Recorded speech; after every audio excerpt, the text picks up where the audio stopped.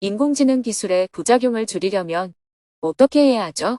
2024년 11월 4일 정법회원 법회 여성 아이넥 4일째. 안녕하세요. 두북 수련원의 아침이 밝았습니다. 오늘은 여성 아이넵 정토회 스터디 투어 4일째입니다. 스님은 새벽 수행과 명상을 마친 후 여성 아이넵 정토회 스터디 투어 참가자들과 함께 바루 공양을 하며 하루를 시작했습니다. 불생갑이라, 성도 마갈다, 설법바라나, 인멸굿이라. 소심경을 외우며 바루를 펴고 밥과 반찬을 바루에 담았습니다. 참가자들도 바루 공양의 작법이 조금 익숙해졌습니다. 고요한 가운데 식사를 마치고 숭늉을 부어서 김치 조각으로 바루를 깨끗이 닦아 먹었습니다. 바루 공양을 마치고 대중공사를 했습니다. 각자 계율을 어긴 것에 참여를 하고 전체 대중에게 공지할 내용을 발표했습니다. 이어서 스님이 여성 아이넵 참가자들을 위해 한 말씀을 해주었습니다. 두북 수련원에 오신 것을 환영합니다. 이곳은 여러분이 생활하기에 좀 불편한 곳입니다. 그렇지만 저희도 살고 있으니까 너무 걱정은 하지 않으셔도 됩니다. 여러분은 정토회를 체험하러 온 것이니까 불편을 감수하고 생활해 보시기 바랍니다. 여러분만 교실에 재우고 우리는 더 좋은 집에 가서 자는 게 아니고 우리도 여기서 같이 잠을 잡니다. 이렇게 저희는 더 이상 학교로 사용되지 않아서 오랫동안 비워져 있던 폐교를 재활용해서 살고 있습니다. 두북 수련원은 이곳 주위에 노인들이 많이 살기 때문에 처음에는 노인들의 생활을 도와주는 복지 활동을 시작했습니다. 그리고 해외 구호 활동에 지원하는 물품을 보관하는 창고로 사용을 했습니다. 그런데 요즘에는 전 세계적으로 재활용 물품을 받지 않기 때문에 주로 국내에서 서로 교환하는 용도로 활용하고 있습니다. 또한 이곳은 기후위기 시대를 대비해서 식량 자급자족을 실험하고 있습니다. 요즘은 농약과 화학비료로 인해 먹거리가 오염되고 있기 때문에 건강을 위해 가능한 유기농으로 재배를 해보고 있습니다. 그리고 이 지역은 대부분 노인들이 살고 있어서 경작하지 않는 농토가 생길 때가 있습니다. 정포회에서는 그런 땅을 이용하여 농사를 짓고 있습니다. 사용하지 않는 버려진 것들이 되살려지는 곳. 이렇게 저희는 생활하는 건물도 재활용을 하고 농사짓는 농토도 재활용을 하고 사용하고 있는 물건들도 재활용을 하고 있습니다. 그래서 여러분이 이곳을 잘 살펴보면 나도 고향에 돌아가서 이런 정도의 활동은 할 수 있겠다 하는 자신감을 가질 수 있을 것이라고 생각합니다. 그러나 서울 정토사회 문화회관이나 문경 수련원 같은 곳을 가보면 우리도 이런 시설이 있으면 좋겠다 하는 생각은 들지만 그곳처럼 만들려면 많은 재정과 노력이 필요합니다. 그러나 이곳 두북 수련원은 대부분 사용하지 않는 버려진 것들을 재활용하기 때문에 의지만 있으면 누구나 다 할 수 있습니다. 이곳은 우리가 농사를 짓고 사는 곳이라서 누구든지 이곳에서 생활하려면 하루에 2시간 이상 노동을 해야 합니다. 아이넵 참가자 여러분도 예외가 아닙니다. 그래서 오늘은 밭에 가서 일을 하셔야 합니다. 저도 여러분과 같이 농사 일을 해야 하는데 그 시간에 법회가 있어서 함께 하지는 못하겠습니다. 이곳에서의 생활이 불편하긴 하지만 잘 생활해 주시길 바랍니다. 대중도 손님들이 덜 불편하도록 잘 살펴봐 주시기 바랍니다. 또 뒤에서 지원해 주시는 자원봉사자 여러분께도 감사드립니다. 바루 공양을 마치고 잠시 휴식을 했다가 7시 30분부터 참가자 소개 시간을 가졌습니다. 부탄, 라다크, 스리랑카, 태국, 중국 등 각 나라별로 한 명씩 나와 자신이 어떤 활동을 하고 있는지 자세히 소개했습니다. 먼저 부탄에서 온 참가자들이 자신을 소개했습니다. 저는 부탄에서 7년 동안 비구니 재단의 프로젝트 매니저로 일해온 채왕입니다. 저희 재단은 부탄 내 비구니들의 생활 수준, 건강, 교육을 향상하는 데 힘쓰고 있으며 다양한 교육 프로그램을 통해 이들의 성장과 자립을 지원하고 있습니다. 특히 비구니들이 안전하게 생활할 수 있는 공간을 마련하고 교육과 훈련을 받을 수 있는 환경을 제공하고 있습니다. 현재는 각종 연구와 훈련이 이루어지는 국제적인 센터를 운영 중이며 이를 통해 비구니들이 국내외에서 더 넓은 안목을 키울 수 있도록 돕고 있습니다. 저희 재단의 목표는 비구니들이 진정한 리더로 성장하는 것입니다. 이어서 라다크에서 온 스님들이 자기소개를 했습니다. 저는 라다크 비구니 협회에서 온 라돈입니다. 저희 협회는 비구니들과 소녀들에게 교육 기회를 제공하고 이들이 전통 티베트 의학을 배워 지역사회에 봉사할 수 있도록 돕고 있습니다. 과거 라다크 여성들은 교육을 받을 기회가 적었지만 세링팔모 박사의 지도 아래 비구니들이 고등교육을 받고 전문 경력을 쌓을 수 있게 되었습니다. 현재 저희 협회는 외딴 지역에 2개의 클리닉을 운영하여 의료 서비스를 제공하고 있으며 모든 운영을 비구니들이 자율적으로 관리하고 있습니다. 저희의 목표는 여성들이 실질적인 능력을 발휘하며 사회에 기여할 수 있도록 하는 것입니다. 다음은 스리랑카에서 온 비구니 스님이 자신을 소개했습니다. 저는 스리랑카에서 비구니로 활동하고 있는 비아라니입니다. 저는 어린 시절 경제적, 사회적 어려움을 겪으며 자라왔기에 그런 환경에 있는 아이들에게 도움이 되고자 아이들의 서클이라는 프로젝트를 시작했습니다. 이 프로젝트는 소외된 아이들에게 지식뿐만 아니라 자비심을 기르고 리더십을 키우는 것을 목표로 하고 있습니다. 아이들이 사회에 나가서도 지식과 연민을 겸비한 리더로 성장할 수 있도록 돕고 싶습니다. 저는 이 아이들이 더 나은 미래를 꿈꾸며 자라날 수 있도록 계속해서 최선을 다할 것입니다. 이어서 스리랑카에서 온 또 다른 비구니 스님이 자기소개를 했습니다. 저는 스리랑카에서 사캬디타 훈련 및 명상센터를 운영하고 있는 실라난다입니다. 저희 센터는 비구니와 일반 대중을 위한 명상 프로그램과 상담 서비스를 제공하며 지역사회와 승가 구성원 모두가 정신적, 신체적 복지를 함께 누릴 수 있도록 돕고 있습니다. 특히 출산을 앞둔 여성들에게 상담과 지원을 제공하고 있으며 매월 정기적인 법회와 명상 수련을 운영하고 있습니다. 저희의 목표는 스리랑카 사회와 전 세계의 평화와 조화를 이끌어낼 수 있도록 돕는 것입니다. 다음은 태국에서 온 비구니 스님이 자신을 소개했습니다. 저는 태국에서 명상 지도를 하고 있는 벤입니다. 저의 주요 역할은 명상 프로그램을 통해 불교 가르침을 전파하고 사람들에게 진정한 평화와 단순함의 가치를 전달하는 것입니다. 또한 제 전공인 학문을 통해 불교에 대한 깊은 이해를 돕고 있으며 사람들과 종교 간의 소통을 장려하고 있습니다. 제가 속한 명상센터에서는 정기적으로 10일 명상 리트릿을 진행하며 참가자들이 자신의 내면을 돌아보고 진정한 자유를 찾을 수 있도록 지원합니다. 저희의 바람은 사람들이 물질주의에서 벗어나 진정한 행복을 찾는 데 도움이 되는 것입니다. 이어서 태국에서 온 여성 활동가가 자기소개를 했습니다. 저는 태국의 셈에서 활동하는 벤입니다. 저희 단체는 미얀마에서 평화 구축과 종교 간 화합, 난민 지원을 위해 활동하고 있습니다. 미얀마 내에서 대안 교육과 심리 사회적 지원을 통해 활발한 시민을 육성하고 있으며 특히 미얀마의 복잡한 정치적 상황 속에서 평화를 촉진하고자 합니다. 저희는 다양한 종교와 민족이 함께 모여 평화로운 미래를 만들기 위해 노력하고 있습니다. 다음은 중국에서 온 여성 활동가가 자신을 소개했습니다. 저는 중국에서 요가 강사로 활동하고 있는 동동입니다. 중국에서는 종교 활동이 제한적이기 때문에 저는 온라인 명상과 독서 그룹을 통해 사람들이 자신의 내면과 연결될 수 있도록 돕고 있습니다. 코로나19 이후 매일 3시간 반씩 온라인 수업을 진행하며 중국 전역의 사람들과 소통하고 있습니다. 저희 그룹은 현재 120명의 회원이 함께하고 있으며 이들이 마음의 평화를 찾고 서로를 돕는 데 큰 의미를 두고 있습니다. 앞으로도 저희가 제공하는 명상과 교육이 더 많은 사람들에게 도움이 되기를 바랍니다. 마지막으로 태국에서 온 아이넵 프로젝트 매니저가 자기소개를 했습니다. 저는 아이넵에서 여러 프로젝트를 기획하고 운영하고 있는 안첼리입니다. 아이넵은 승가, LGBT 활동가, 제가 수행자가 모여 소외된 사람들의 고통을 듣고 성찰하는 활동을 진행하고 있습니다. 저희는 단순히 전쟁이 없는 상태를 평화로 보지 않고 모든 사람들이 함께 어울리며 긍정적이고 조화로운 사회를 만들어가는 것을 목표로 하고 있습니다. 이러한 활동을 통해 사회 구조적 고통을 해결하고 더 나은 사회로 변혁할 수 있기를 기대하고 있습니다.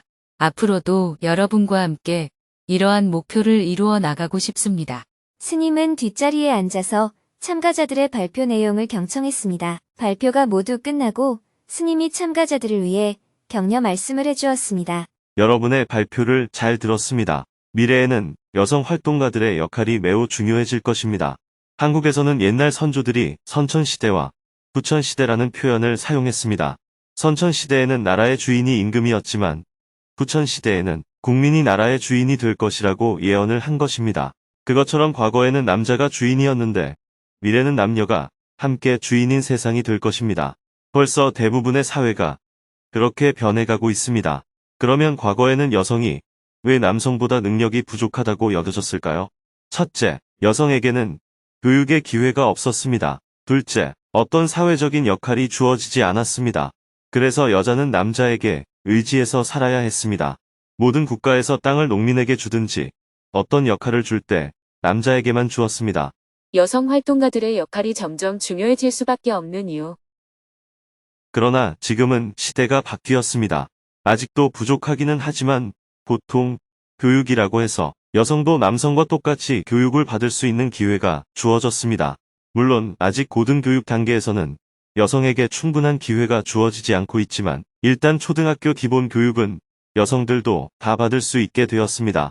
물론 선진국에서는 여성도 고등교육까지 다 받습니다. 이제는 여성에게도 사회적 역할이 주어졌기 때문에 더 이상 남성에게 의지하지 않게 되었습니다. 물론 이런 변화 때문에 성별 간의 갈등이 생기기도 하지만 앞으로는 여성들의 사회적인 역할이 더욱 커질 겁니다. 한편 남성들에게는 여러 가지 문제가 발생하고 있습니다. 특히 남성들은 권력이나 명예에 대한 욕구가 높고 또 쾌락을 추구합니다. 그래서 스님들이라 하더라도 지위가 높아지거나 유명해지거나 돈이 생기면 절을 크게 지으려고 합니다. 반드시 거기에는 여러 가지 계율에 어긋나는 행동들이 나타나게 됩니다. 수행자답지 않게 일반인처럼 좋은 차를 탄다든지 생활을 호화롭게 한다든지 낭비가 아주 심해져서 사회적으로 비난이 따르게 됩니다. 그리고 권위주의적인 태도를 보이기도 하는데 이것은 오늘날 민주주의 사회에는 적합하지 않은 자세이고 부처님의 가르침에도 맞지 않습니다. 또한 기후위기를 극복할 수 있는 삶의 태도도 아닙니다. 반면에 여성은 남성에 비해서 상대적으로 정신이 건강하다고 생각합니다.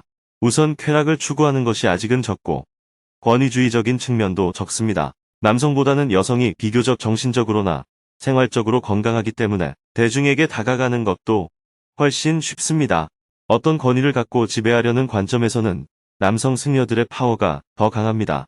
그러나 평등한 입장에서 접근할 때는 여성이 훨씬 더 유리합니다. 남성과 교육도 똑같이 받았고 사회적인 역할도 주어지고 대중에게 친근하게 다가갈 수 있고 소비주의적인 측면도 적기 때문에 자연적으로 여성의 사회적인 역할이 커질 것이라고 생각합니다. 그래서 여성 활동가들이 더 많이 활동할 수 있도록 얼마나 시스템을 잘 만드느냐, 또한 여러분이 얼마나 건강하게 활동하느냐, 이것이 앞으로의 사회 발전과 불교 발전에 큰 영향을 줄 것이라고 생각합니다. 지금까지 여성 활동가는 남성 활동가를 돕는 보조적인 역할에 주로 배치가 되었고 심지어 그런 역할조차 허용되지 않았습니다. 제가 테라바타 불교에서 상가 내의 지위가 높은 승려들에게 여성 활동가들의 활동 역량을 높여야 불교가 발전하는데 도움이 된다고 얘기해도 대부분 귀담아 듣지 않았습니다. 그들은 아직 세상의 변화를 이해하지 못하는 것 같았습니다. 그러나 아이넵 스터디 투어에 참가하신 스님들은 이런 사실을 점점 이해하게 되었습니다. 그렇다고 여러분들이 기존 질서에 대해 저항적인 태도로 활동하게 되면 기존 승당과 갈등이 생기기 쉽습니다. 그래서 저항을 하기보다는 여러분 스스로 움츠러들거나 비굴하게 굴지 말고 더욱 자신감을 가지고 좀 더 미래를 바라보면서 적극적으로 활동해 주었으면 좋겠습니다. 스님의 격려 말씀을 끝으로 자기소개 시간을 마친 후 여성 아이넵 참가자들은 곧바로 농장으로 밭일을 하러 나갔습니다. 스님은 전법회원 법회 생방송을 하기 위해 방송실로 향했습니다. 오전 10시 정각에 전법회원 법회를 시작했습니다. 화상의 방에 전법회원들이 모두 입장하자 스님이 인사말을 했습니다. 늦가을인데도 날씨가 봄처럼 따뜻합니다. 뜰에는 철쭉과 장미 등 여러 가지 봄에 피는 꽃들이 많이 피어 있을 정도입니다. 아마 날씨가 따뜻하니까 봄인 줄 착각하고 꽃들이 피는 모양입니다. 어제와 오늘은 더울 정도로 따뜻했지만 목요일부터는 기온이 급강하해서 본격적인 겨울이 시작된다고 합니다. 환절기에 건강 유의하시기 바랍니다. 이어서 전법회원들이 불교대학과 경전대학을 운영하면서 겪는 어려움에 대해 질문을 했습니다. 사전에 질문을 신청한 분들과 대화를 나눈 후 즉석에서도 질문을 받았습니다. 그중 한 명은 인공지능 기술이 나날이 발전하면서 그 부작용을 줄이려면 어떤 관점을 가져야 하는지 스님의 조언을 구했습니다. 인공지능 기술의 부작용을 줄이려면 어떻게 해야 하죠? 인류는 근대 산업화로 인한 환경 위기를 막을 수 없었습니다. 마찬가지로 인공지능 기술이 나날이 발전하고 있는데 인공지능도 산업화처럼 인류에게 이로운 점도 있지만 부작용도 있을 것으로 예상이 됩니다. 지금 스님이 기후위기를 극복하기 위해 부탄에서 지속 가능한 개발을 시도하시는 것처럼 인공지능 기술의 발달로 인한 부작용을 미리 예측하고 긍정적인 방향으로 발전시키기 위해서 우리는 어떤 것을 주의해야 할까요? 제일 좋은 방법은 개발을 안 하는 겁니다. 자연적인 변화의 흐름에 맞춰 사는 게 제일 좋습니다. 그러면 큰 부작용이 없습니다.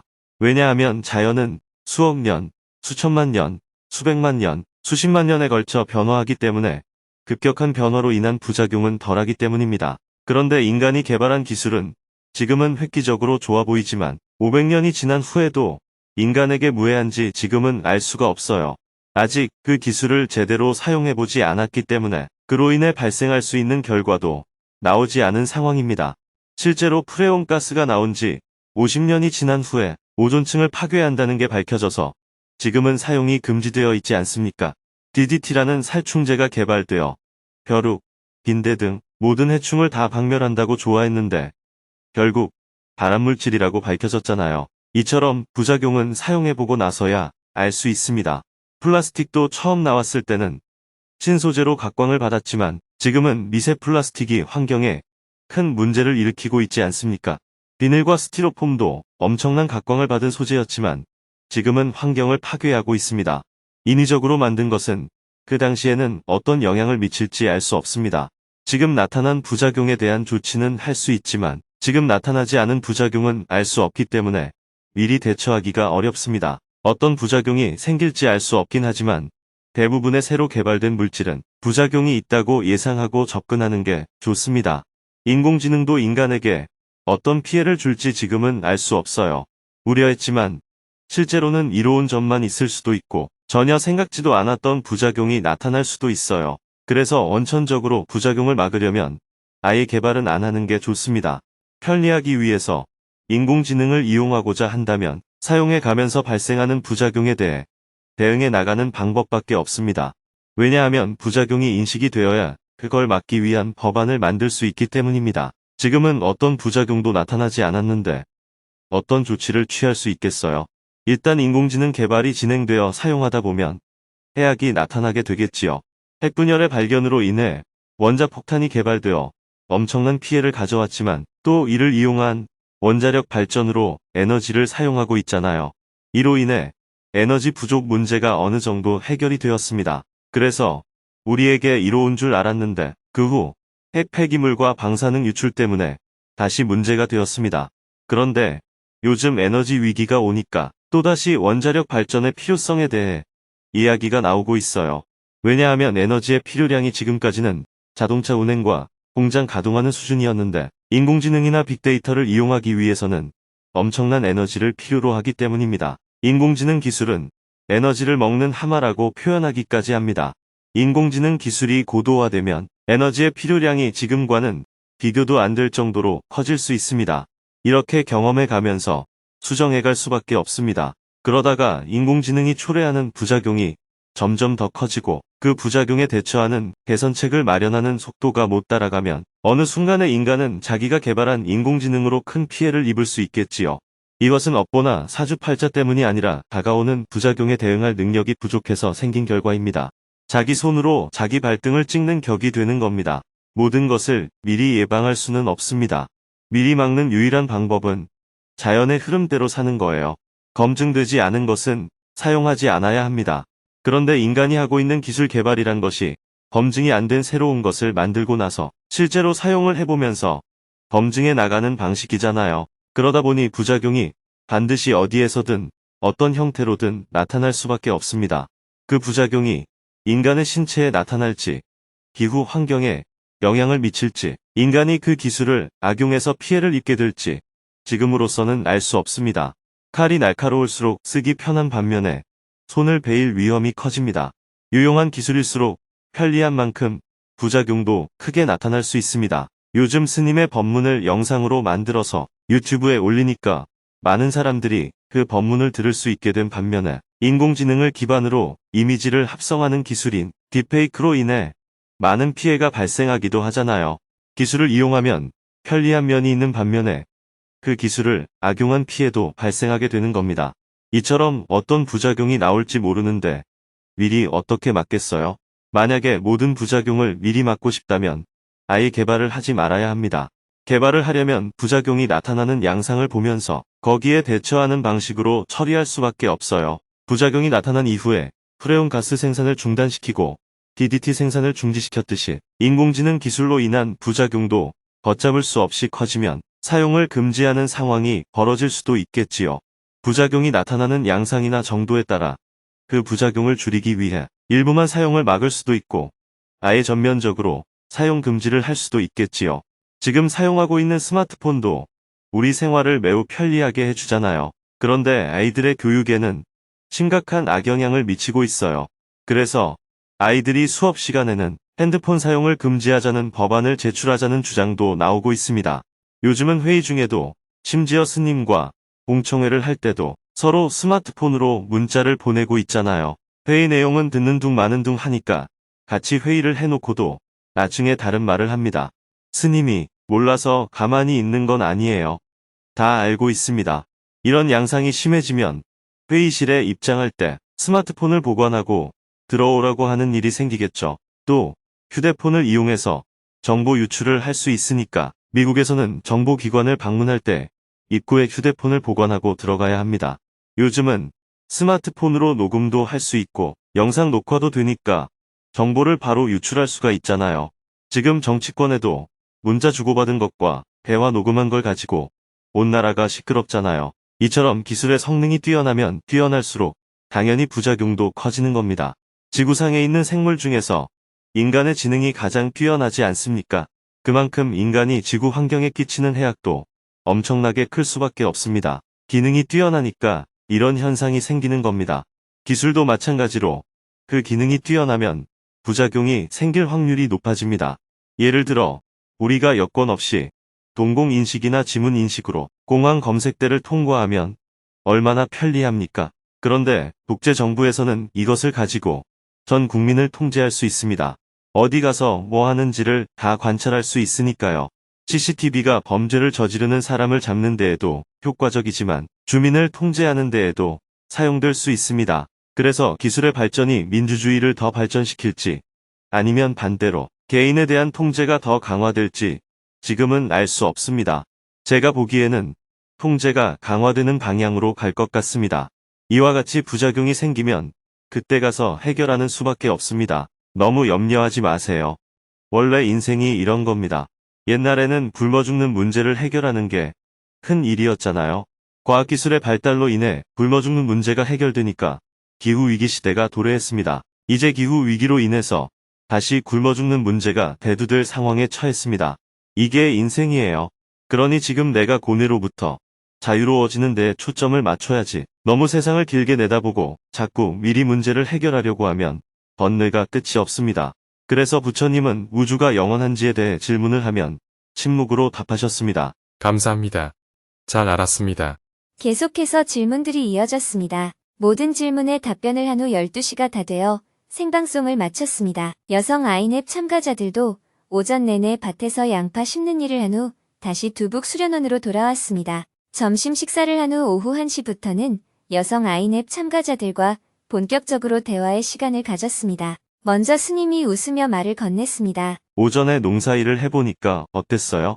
무슨 일을 했어요? 양파를 심었습니다. 좀 더 많이 심고 좀 더 길게 일하고 싶었는데 너무 빨리 울력 시간이 끝났습니다. 땀을 뻘뻘 흘려야 하는데 쉬운 일을 하셨네요.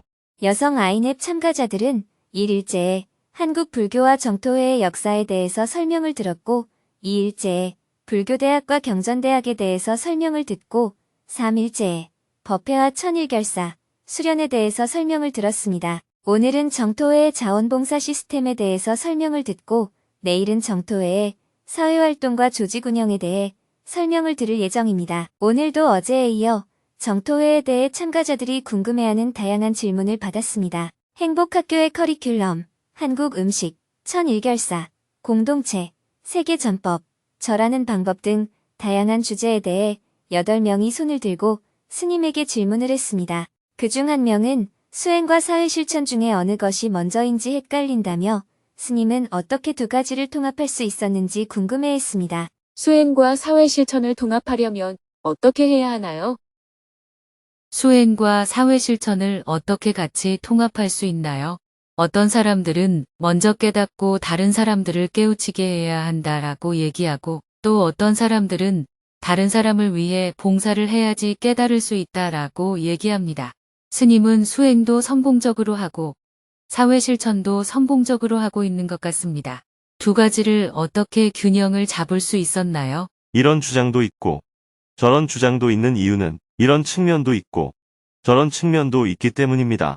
둘 중에 어떤 게 옳으냐 하고 접근할 것이 아니라 두 가지 측면을 함께 가지고 있다고 봐야 합니다. 그러나 처음 시작하는 측면에서 볼 때는 자기 수행이 일단 먼저 되어야 합니다. 반드시 그런 것은 아니지만 일반적으로 그렇습니다. 자기가 눈을 감은 채 남을 인도할 수는 없지 않습니까? 그러니 어느 정도 자신의 눈을 먼저 떠야 합니다. 또 내가 무거운 짐을 지고 갈 때를 생각해 봅시다. 내가 무거운 짐을 지고 있으면 대부분 눈을 땅에만 두지 주위를 돌아볼 수가 없습니다. 그렇기 때문에 다른 사람의 무거운 짐이 보이지 않습니다. 또 설령 본다고 하더라도 내 짐이 무겁기 때문에 도와줄 수가 없습니다. 도리어 누군가 내 짐을 좀 들어줬으면 하는 마음이 꽉 차 있습니다. 그래서 우리가 괴로운 것입니다. 왜 자꾸 남에게 도움을 받으려고 하느냐면 내가 괴롭기 때문입니다. 그래서 자신의 무거운 짐을 먼저 드러내야 합니다. 그래야 숙였던 고개가 약간 들리게 되고 주위도 돌아보게 됩니다. 그리고 무거운 짐을 진 다른 사람도 눈에 보이게 됩니다. 또 필요하다면 짐을 대신 들어줄 수도 있습니다. 그래서 개인의 괴로움을 해결하는 것이 출발점이 될 수가 있습니다. 법륜스님의 증문즉설도 다른 사람들의 짐을 덜어주는 활동이라고 할 수 있습니다. 그러면 사람들은 고맙다고 하면서 뭐라도 하나 보시를 하게 됩니다. 왜냐하면 개인의 괴로움이 없어지면 다른 사람이 보이기 때문입니다.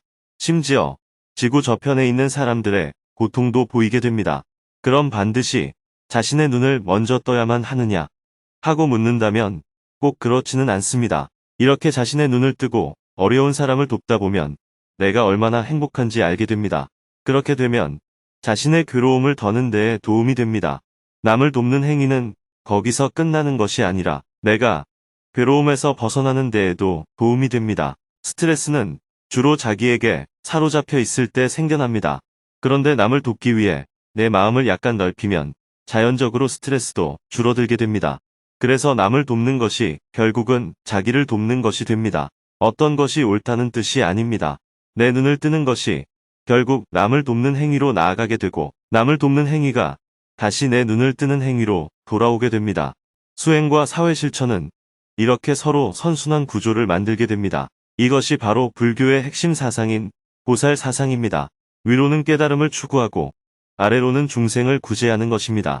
굳이 덧붙인다면 테라바타 불교는 자신의 눈을 뜨는 데 더 비중을 두고 있고 마하야나 불교는 중생을 구제하는 것이 깨달음의 길로 가는 것이라는 가르침에 더 비중을 두고 있습니다. 세속을 떠나서 깨달음을 추구하지 말고 세상 속에서 중생을 어여삐 여기고 구제하는 마음을 낼 때 나의 깨달음도 점점 깊어진다고 가르치는 것이죠. 그래서 테라바타 불교는 세상을 떠나 주로 숲속에 들어가서 명상을 하는 등 수행을 주로 한다면 마하야나 불교는 사회에 들어가서 어려운 사람을 돕는 봉사활동을 통해서 자기 수행을 주로 해나갑니다. 어느 게 더 좋다고 보면 안 되고 그런 양쪽 측면이 다 있다고 봐야 합니다. 테라바타 불교와 마하야나 불교가 따로 있는 게 아니라 테라바타 불교가 지나치게 자기 수행 중심적으로 간 것에 대한 비판으로 마하야나 불교가 나와서 새로운 불교가 된 것입니다. 그러나 마하야나 불교의 부작용은 다시 너무 세속화되는 위험을 가지고 있습니다. 일본에서는 불교 승려가 결혼까지 하는 단계까지 갔습니다. 그러니 테라바타가 옳으냐, 마하야나가 옳으냐 이런 관점에 서면 안 되고 어떤 것이 내 마음의 평화를 가져오고 더 많은 사람들과 함께 할 수 있는 길인가 하는 관점에 서야 합니다. 왜냐하면 각각의 장점이 있기 때문입니다. 감사합니다. 잘 알았습니다. 계속해서 질문들이 이어졌습니다. 2시간 동안 대화를 나눈 후 잠시 휴식 시간을 가졌습니다. 여성 아이넵 참가자들은 정토회의 자원봉사 시스템과 마음 나누기에 대해 강연을 듣는 시간을 갖고 스님은 저녁반 전법회원 법회를 하기 위해 방송실로 향했습니다. 해가 저물고 저녁 7시 30분에 전법회원 법회를 시작했습니다. 오전의 주간반 법회처럼 전법회원들이 정토회 운영에 대해 다양한 질문을 스님에게 했습니다. 1시간 30분 동안 질문에 대해 답변을 한 후 스님이 마무리 말씀을 해주었습니다. 오늘 여러분이 활동을 하면서 느낀 여러 가지 제안을 해주셨는데요. 정토회 사무처에서는 의견들을 잘 수용해서 전법 회원들이 부담을 덜 느끼고 효율적으로 활동할 수 있도록 시스템을 만들어 주시기 바랍니다. 또한 여러분도 함께 만들어 갑시다. 생방송을 마치고 방송실을 나오니 밤 9시가 훌쩍 넘었습니다. 여성 아이넵 참가자들도 프로그램을 모두 마치고 잠자리에 들었습니다. 내일은 여성 아이넵 정토회 스터디 투어 5일째 날로 오전에는 농사일을 한 후 불국사 사찰 순례를 다녀오고 오후와 저녁에는 스님과의 대화 시간을 가질 예정입니다.